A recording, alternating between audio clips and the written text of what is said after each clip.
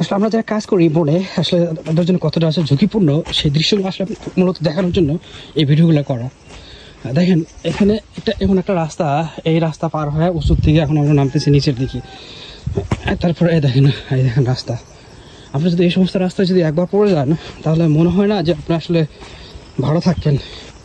দেখছেন সেই রাস্তা, এই রাস্তা এখন যাচ্ছি, ওই যে সামনে পাহাড়, ওই পাহাড় আমরা যাব।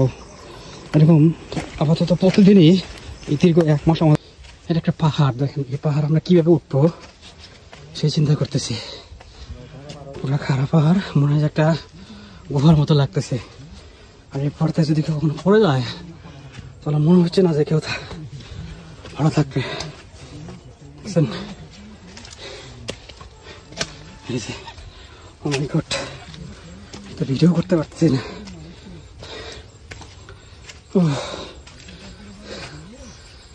দেখছেন কি অবস্থা। একজন যারা বনকর্মী আছে তারা আসলে কীভাবে এখানে ডিউটি করে।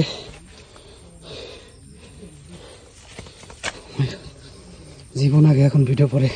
তারপর দেখেন এই যে এরকম উঁচু নিচু রাস্তা, এই যে এরকম, এটা সম্পূর্ণ পাহাড়, এরকম উঁচু নিচু রাস্তা। এই যে এটা পাহাড় থেকে ওই যে নিচের দৃশ্য। আসলে যারা প্রথম আসবেন তারা অবশ্যই এই রাস্তাগুলো খুব সাবধানতার সাথে হাঁটতে হবে। দেখছেন উঁচু নিচু রাস্তা, যদি একবার আপনি পড়ে যান তাহলে অবস্থা আপনার খারাপ আছে। এই যে রাস্তা, এটা রাস্তা, তার ভিতর দিয়ে হাঁটতেছি, আরও হয়তো আধা ঘন্টার মতো লাগতে পারে। খুব সকালবেলা আপনার অফিস থেকে বেরোচ্ছে ডিউটির উদ্দেশ্যে। দেখেন প্রথমত এই কাদো রাস্তা, এরকম পাহাড়, এবং দেখেন এই পাহাড়ের পাশ দিয়ে প্রবল বর্ষণের কারণে দেখেন ধীরে সৃষ্টি হয়েছে। আসলে একজন বনকর্মীরা যে আসলে কতগুলো কষ্ট করে, যে কষ্টগুলো আসলে আপনাদের আমি চাই যে ভিডিওর মাধ্যমে আপনারা একটু দেখেন। দেখেন দেখেন বিশাল বড় পাহাড়, এটা একটা ঝিরি, এবং প্রবল বর্ষণে এই ঝিরিটা সৃষ্টি হয়েছে।